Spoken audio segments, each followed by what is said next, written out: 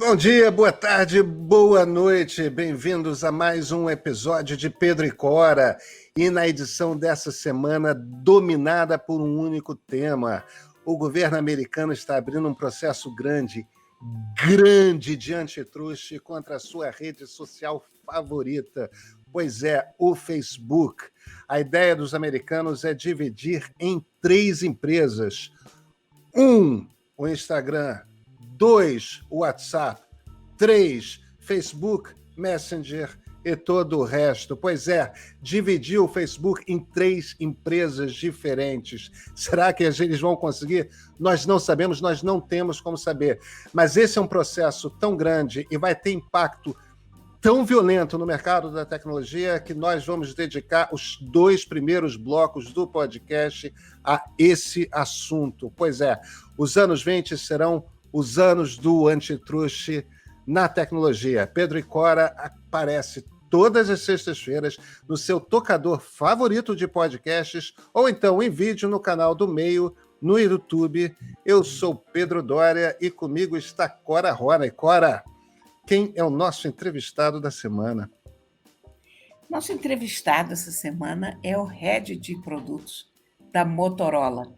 É o homem responsável por decidir quais são os modelos, qual é o portfólio que a Motorola traz para o Brasil. E como ontem, exatamente, foram lançados 3 novos Motorolas, dos quais 2 são Moto G, que é a família mais conhecida de aparelhos intermediários do Brasil, ele vai nos explicar por que essa família é tão grande e por que só esse ano nós tivemos 8 diferentes Moto Gs chegando ao mercado brasileiro. Pois é, então vamos lá. Este podcast é um patrocínio da Embratel.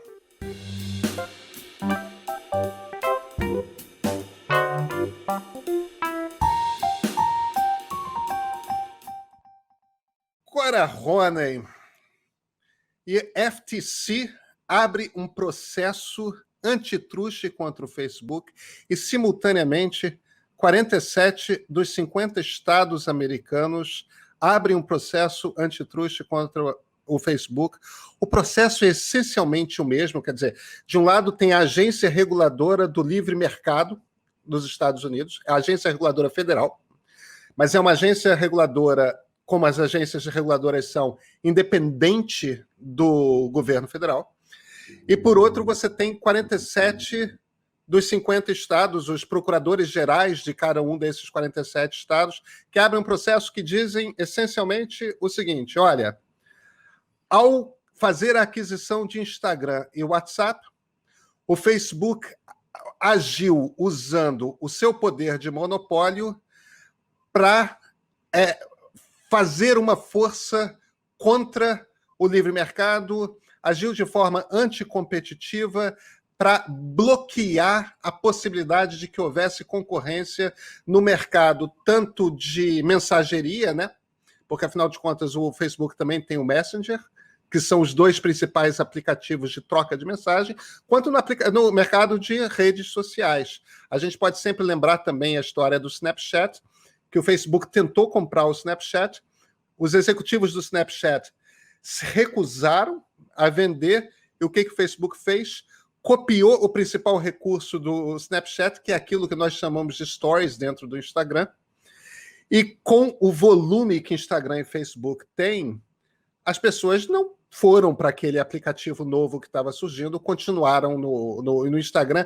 E é muito curioso a gente lembrar que a coisa mais popular no Instagram hoje não é o feed de fotografias, são os stories, que é aquilo que estava no Snapchat, né, e que foi, de certa forma, esmagado pelo peso daquilo que os americanos chamam de o gorila de 10 libras que está no mercado, né, o 10-pound gorilla nesse espaço. E o FTC, a agência, que é algo que aquele processo antitruste contra o Google que foi aberto 1 mês e meio atrás não pede, né, Cora? A FTC está pedindo para que o Facebook seja dividido em 3, que o WhatsApp vire uma empresa, Instagram vire uma empresa e Facebook permaneça com o seu resto como uma terceira empresa. E aí, para onde que a gente vai? Eu acho, é engraçado, você sabe, eu acho que essa é a história, essencialmente, de todo o mundo da tecnologia.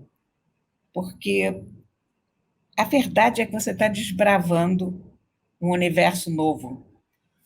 E as pessoas não sabem onde ficam os limites de um universo novo enquanto ele está em formação. Então, essa é uma história que a gente viu se repetir várias vezes já. A partir da AT&T, por exemplo, mas se você pegar na questão do software, Microsoft, IBM, as empresas começam a crescer e quando a gente se dá conta, elas já cresceram muito mais do que elas deviam ter crescido.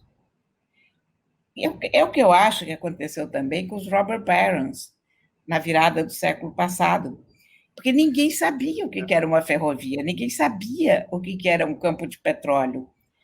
Então, deixa o cara, está fazendo aquilo, isso é o mundo novo. A legislação não tem a velocidade da descoberta, a velocidade da nova tecnologia, qualquer que seja a nova tecnologia. Então, é muito difícil você policiar um mundo que está em construção. Então, eu acho que esse pedido do FTC com os estados e a Ilha de Guam, aliás, eu achei surpreendente, porque hoje eu tenho um amigo que joga Pokémon comigo na Ilha de Guam.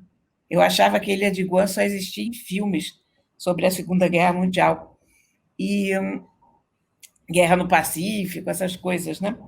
E eu acho esse processo correto e muito bem-vindo, porque a gente está chegando a um ponto em que daqui a pouco você não vai conseguir mais fazer nada fora do Facebook, ou fora do Twitter, ou fora do. Você não pode ter o mundo inteiro dependendo de tão poucas empresas. Você tem que ter um ecossistema mais rico, você tem que ter plataformas diferentes e você tem que dar ao consumidor a opção de escolher onde ele quer estar. Porque hoje em dia, essencialmente, se você tem como redes sociais o Twitter, você tem de redes sociais de uso geral, porque o LinkedIn é uma outra história, uma coisa profissional. Mas você tem o Twitter, você tem o Facebook, você tem o Instagram, sendo que o Facebook e o Instagram são a mesma coisa. Não é possível, não pode. Eu sou 100% a favor desse processo.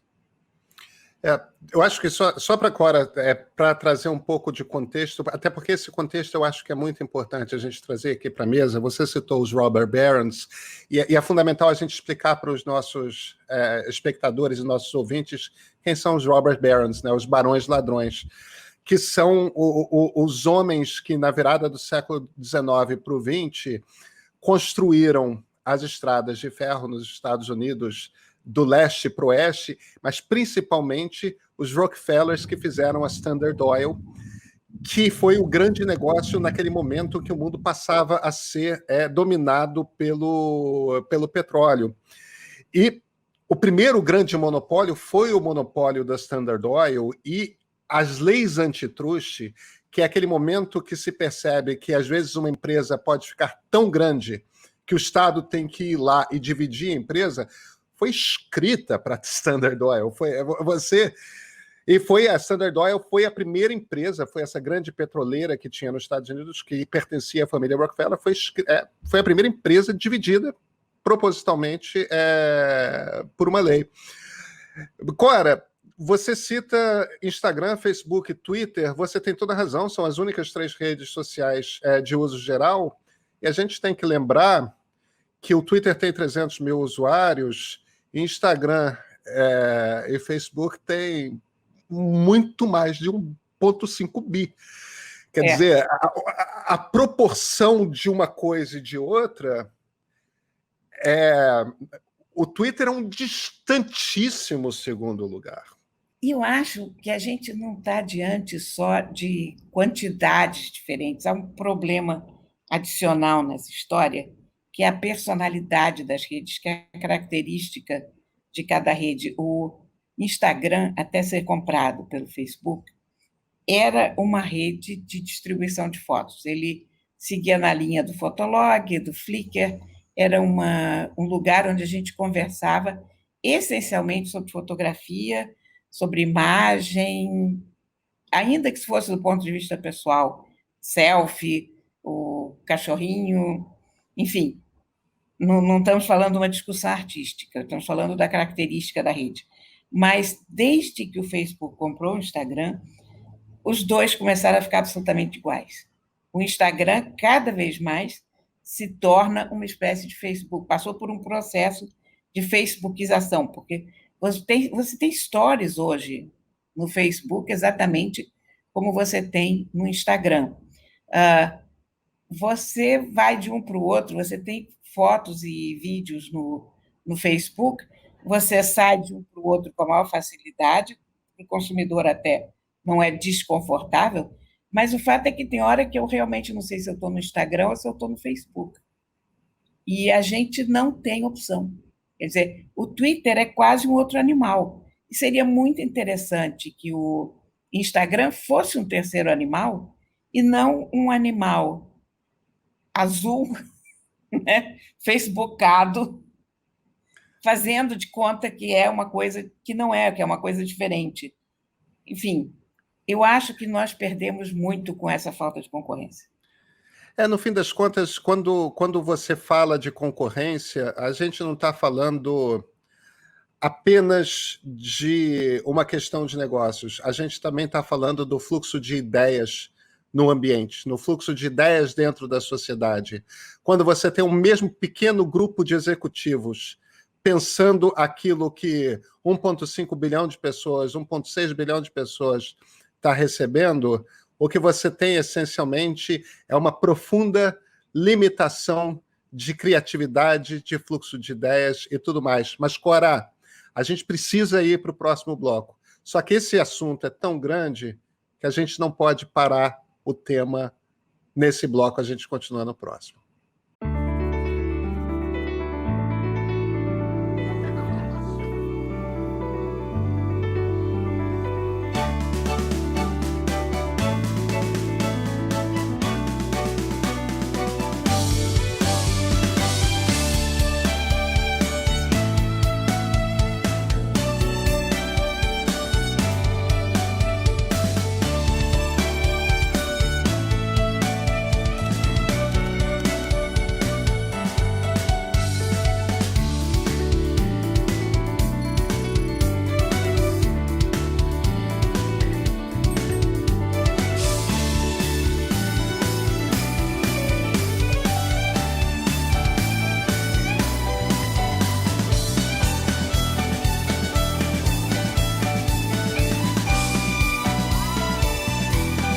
Embratel, vamos criar juntos o próximo nível.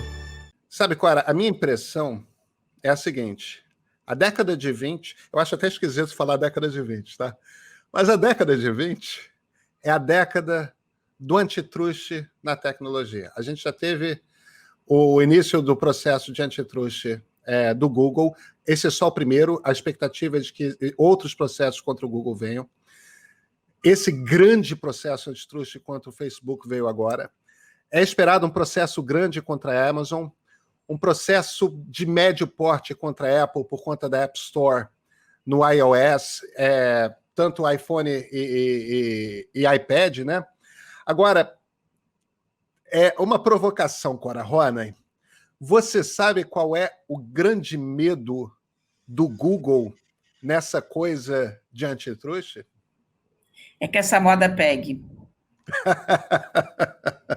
Não é não. O grande medo do Google é que a Apple entre de concorrente no negócio da busca.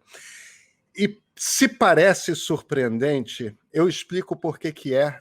Quando você tem essa sacada, foi um ex-professor meu lá de Stanford que me explicou isso, quando você tem essa sacada, você percebe, é por isso. Claro, faz todo sentido. A lógica é a seguinte: busca hoje é um negócio fundamentalmente baseado em celular, em smartphone. Existem duas plataformas de smartphone no mercado: Android, que pertence ao Google, e iOS, que são os iPhones. Embora seja menor, o número de usos de busca é imenso nos iPhones, até maior por usuário do que nos Androids. O acordo financeiro do Google com a Apple, inclusive, representa uma quantidade formidável da renda, do lucro que a Apple tem anualmente, a quantidade de dinheiro que o Google paga anualmente para a Apple por conta de a Apple garantir ao Google exclusividade em busca. Se por um acaso a Apple é obrigada, nesse processo de antitruste, a romper esse acordo e ela, Apple, decide montar a sua plataforma de busca e botar como a busca principal dos iPhones a busca Apple, em 2 anos, o Google passa a ter um concorrente de peso, Cora. Isso é absolutamente verdade. É. Engraçado, porque isso me remete a um outro caso também de busca, de uma certa maneira, mas era mais um caso de navegador, que foi o caso do Internet Explorer, lembra que foi... É claro que eu lembro. O Uma caso... geração de antitrustes atrás? Exatamente, porque a Microsoft embutia o Internet Explorer em todo o Windows. Então, todo computador vinha de fábrica com o navegador da Microsoft. Então, começou um processo da Netscape contra o Internet Explorer, e aí esse processo durou séculos. E aí houve uma discussão bizantina se quem faz o sistema operacional pode fazer os aplicativos ou não pode fazer os aplicativos. Finalmente, muitos anos depois, quando isso chegou a ser acertado em juízo, olha, eu confesso que eu nem me lembro mais como acabou essa história, mas já era irrelevante. Tudo era irrelevante àquela altura. Por isso que que a gente falou no começo, né? A justiça não tem a velocidade da tecnologia. O processo legal, a lei, está sempre um passo atrás da tecnologia. E por isso que se formam os monopólios, é por isso que as coisas crescem dessa maneira desordenada, meio teratológica, porque a lei não consegue prever o caminho que aquilo vai tomar e não é ágil o suficiente para agir enquanto é tempo. Pois é, o Netscape era, no início da internet, o grande navegador que todo mundo usava. Foi um sucesso avassalador, até que a Microsoft, que estava atrasada, decidiu usar o poder que ela tinha de ser a dona do Windows, que todo mundo usava, fora a meia dúzia de gatos pingados como eu, que usava computador Macintosh, mas ninguém usava, era só na meia dúzia mesmo. Era 5% do mercado. Não, era uma coisa mínima.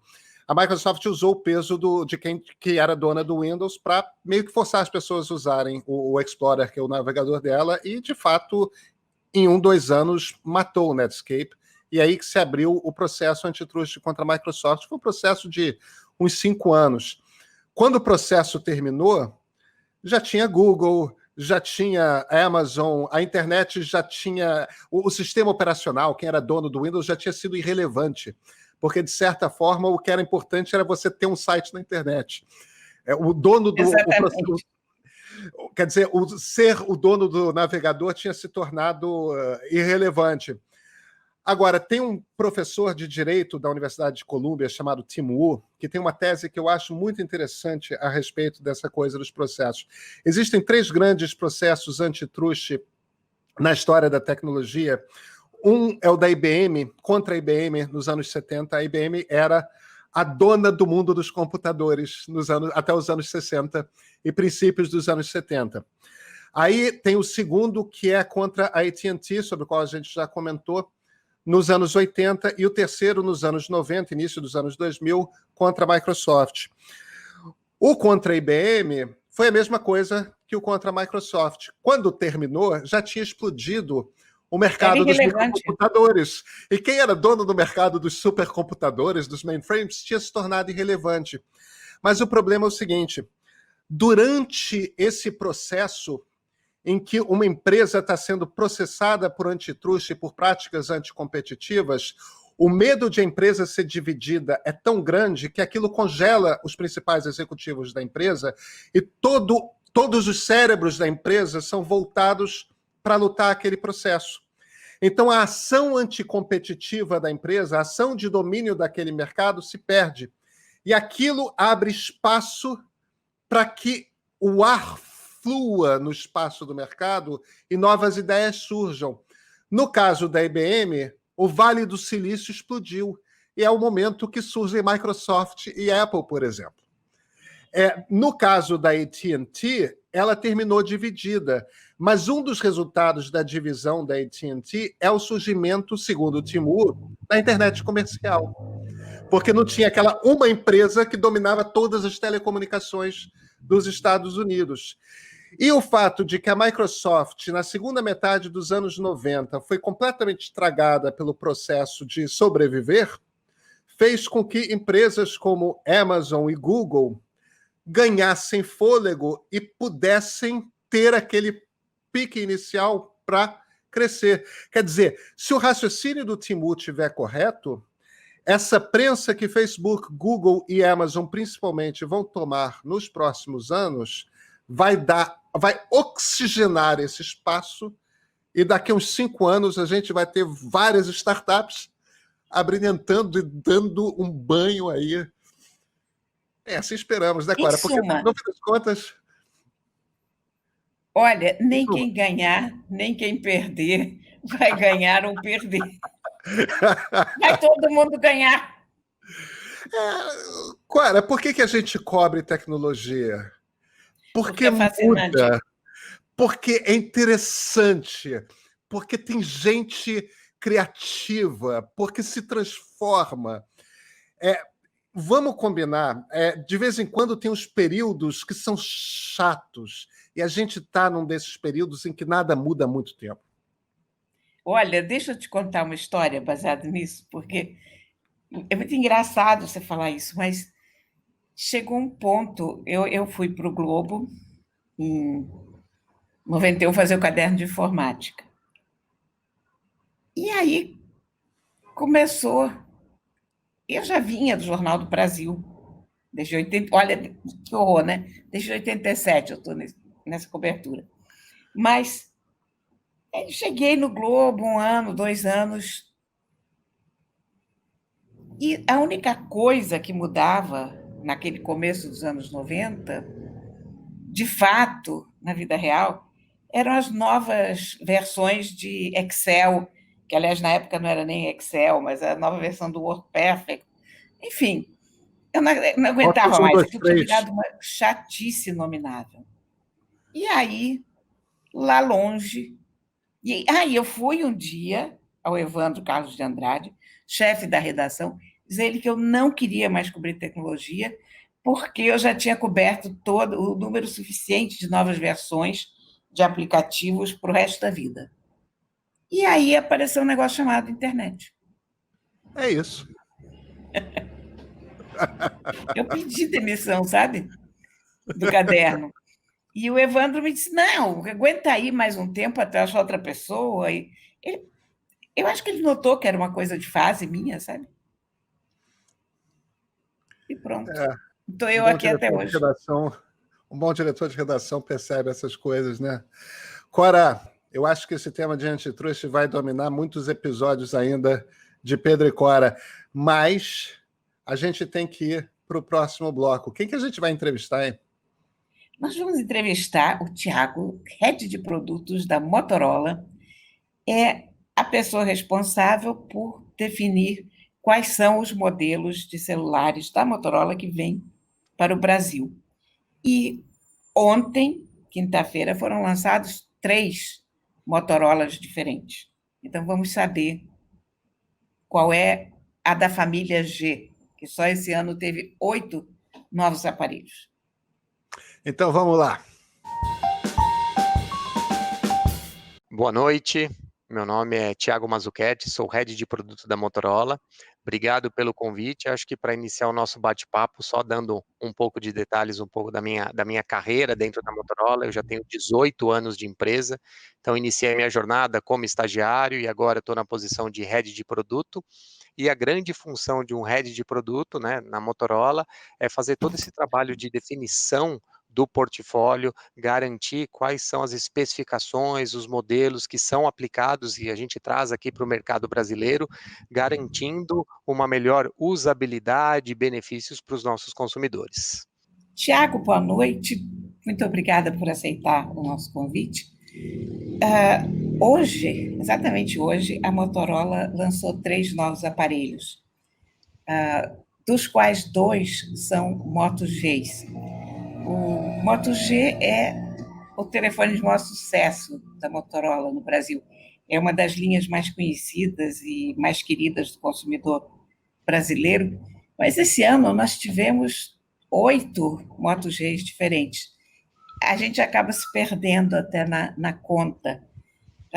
Eu queria que você falasse um pouco para a gente dessa estratégia da Motorola de ter tantos aparelhos diferentes, com tantas especificações e diferenças. O consumidor não fica perdido no meio disso tudo. Legal, legal, Cora. Acho que, primeiramente, o Moto G realmente é a grande fortaleza da Motorola. O mercado brasileiro é a família que mais é reconhecida, é a família que trouxe a Motorola e ela criou esse mercado intermediário. E diretamente ao ponto sobre o número de telefones, o mercado mudou, a dinâmica mudou. Então, realmente, essa necessidade de trazer mais aparelhos, porque o perfil do consumidor, hoje, ele não está esperando mais uma data comemorativa para você ir lá e comprar o seu aparelho. Existe uma demanda maior, uma busca maior por aparelho, e aí a Motorola está se adaptando a essa nova realidade e realmente trazendo os smartphones que venham trazer todos esses benefícios e os desejos para o consumidor. Tiago, eu vou te pedir um favor, que é o seguinte: muitos dos nossos ouvintes conhecem com toda certeza a Motorola. A Motorola, cara, a Motorola meio que inaugura o mercado de telefonia celular no Brasil. Todos nós tivemos celulares Motorola na década de 1990. Agora, a família é vasta e se modificou muito ao longo dos anos. Você poderia nos explicar um pouco o que são essas terminologias? O que é o G? Cadê o Z? Como é que você desenha a família dos celulares Motorola hoje? Não, perfeito. Aqui acho que a Motorola, ela tem realmente uma proposta de oferecer um portfólio para todos os níveis, todas as pistas disponíveis no mercado brasileiro, né? Então a gente inicia com os aparelhos da família Moto E, que é a família de entrada da Motorola, e aí ela tem como a proposta oferecer para o consumidor aquele primeiro acesso à marca, mas aquele primeiro acesso que seja com confiança, né? Que o consumidor não precisa se preocupar com o desempenho, ele entrega tudo aquilo que um grande smartphone busca. Então, mesmo não é porque ele é um aparelho de entrada que ele não necessariamente precisa ter algumas funções, você não acaba implementando, alguns recursos. Não, ele é um aparelho completo. Após a família Moto E, vem sim a família Moto G, que é a grande fortaleza, e atualmente ela está dividida em 2 segmentos. Ela tem presente essa 9ª geração que oferece os modelos Play, Power e Plus, então cada uma com sua proposta, e acima deles nós temos o portfólio 5G da Motorola dentro da família Moto G. Então aí você tem mais 2 dispositivos, o Moto G 5G e o 5G Plus, que estão trazendo essa nova tecnologia, né, para o mercado brasileiro. Acima disso, nós temos os aparelhos da família Moto Edge, né? Então, a família Edge, o Edge e o Motorola Edge e o Edge Plus, são a volta da Motorola para o mercado Premium e Super Premium. E acima deles nós temos o Foldable, né, que aí realmente trazendo toda aquela nostalgia, a lembrança da Motorola, até como você mencionou na sua pergunta, que todo mundo, quem não teve um V3, né, então trazendo o Foldable que está presente. Então esse é o portfólio que agregamos a ele uma outra família, que é a família Motorola One, que ela está presente ali no mesmo posicionamento que a família Moto G. Mas por que que você tem ali, digamos assim, duas famílias pelo mesmo posicionamento? Porque a proposta da família Motorola One, ela é um pouco diferente, ela não é uma família geracional, então é onde a gente tem uma liberdade de lançar ou não lançar aparelhos. Então, poxa, agora a grande novidade é ter, por exemplo, aparelhos com câmera macro. Foi através da família Motorola One, o Motorola One Macro, que nós trouxemos o primeiro aparelho com essa funcionalidade. Então, se é algo que o mercado está demandando, se inicia na família Motorola One e depois se espalha para o portfólio da Motorola. Então, a gente tem com essa família essa liberdade de trabalhar com a tecnologia. Então, esse é o nosso portfólio. O Moto G 5G e o 5G Plus e o Edge também já são aparelhos preparados para o 5G. A gente já pode falar em 5G realmente no Brasil? Bom, legal. Então, a respeito da tecnologia 5G aqui no Brasil, vale destacar que a gente tem dois tipos de implementações disponíveis no mercado: o 5G DSS ou o 5G. Porém, essas duas implementações, elas utilizam as frequências atuais já licenciadas pelo governo, que são as frequências que utilizavam o 4G. Então, no 5G DSS, o que acontece? As operadoras implementaram equipamentos onde ele é de uma maneira dinâmica, ele conversa com o smartphone. Se ele está em 4G, eu converso e comunico em 4G, ou se ele tem suporte ao 5G, eu aloco recursos de 5G. Então, esse é um tipo de implementação dinâmica, mas também temos operadoras que pegaram essa frequência que ela tinha, o 4G, e ela implementou 100% do equipamento 5G nessa frequência. Então, quando a gente elabora e pensa um pouco mais dessa tecnologia que está presente no Brasil, quando você faz um comparativo com o 4G você consegue, com uma boa cobertura, velocidades de até 200, 150, 200 mega. O 5G DSS que hoje está implementado no país, você está conseguindo velocidades de até 450, 500 mega. Então, isso já é um super avanço para o consumidor. E lógico, quando chegar a frequência N78, que é realmente o que o governo vai estar trabalhando para licenciar em 2021, isso aí a gente já consegue velocidades acima de 1 GB. Mas o importante, qual que foi a grande preocupação da Motorola? É que garantir que os smartphones que nós estamos lançando com o serviço 5G, ele já possui dentro do smartphone a antena, a compatibilidade dessas novas frequências do governo. Então, é algo que o seu aparelho que você está comprando hoje, ele funciona com essa tecnologia de transição que está presente, mas uma vez que o governo implementar essas novas frequências, realizar o licenciamento, o leilão e as operadoras realizarem a implementação, o seu telefone também já vai estar pronto para essas novas frequências. Tiago, eu tenho um desafio para você, que é o seguinte: a Motorola já é campeã do mid-range. Quer dizer, se você quer comprar um celular que não é o entry-level, não é o premium, a marca no Brasil é a Motorola. Se alguém quer entrar nesse mercado, o cara a derrubar é a Motorola. Esse mercado é de vocês. Agora, o mercado premium não é da Motorola. Se eu tenho aqui na minha carteira saldo suficiente no meu cartão para comprar um celular premium, por que eu escolheria um celular Motorola? Bom, realmente a Motorola ela ficou um período fora do mercado premium e super premium. E aí a Motorola desenvolveu os aparelhos da família Motorola Edge para fazer essa volta, esse retorno da Motorola para esse mercado. E qual que foi o nosso grande trabalho para a gente fazer esse retorno? garantir que o consumidor tivesse as melhores especificações e tecnologias disponíveis para o mercado, né, para essa volta da Motorola. E o que é essas melhores especificações? Garantir que a gente implementasse a melhor bateria disponível, a maior e melhor, oferecendo um carregamento turbo com fio ou sem fio, o chipset mais avançado, o processador mais avançado, garantir a última tecnologia presente, então não só como conexão de dados através da rede das operadoras, né, com o 5G, mas também com a implementação do Wi-Fi 6 e, ao mesmo tempo, também ofereceu uma tela que se atreve a ter curvas nas bordas, mas uma maneira que deixasse o telefone bonito, mas também funcional. O que é esse funcional? As bordas, você consegue interagir com elas.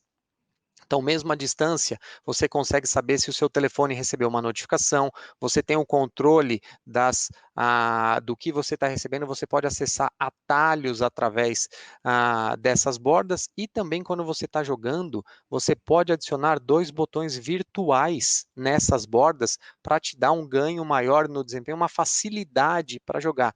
Então, a volta da Motorola é realmente para esse mercado para oferecer o que tem de mais avançado não um aparelho que seja bonito, que também encante nas funções, mas também aos seus olhos. Thiago Mazzucchetti, nós agradecemos a Tiago, você demais pela conversa.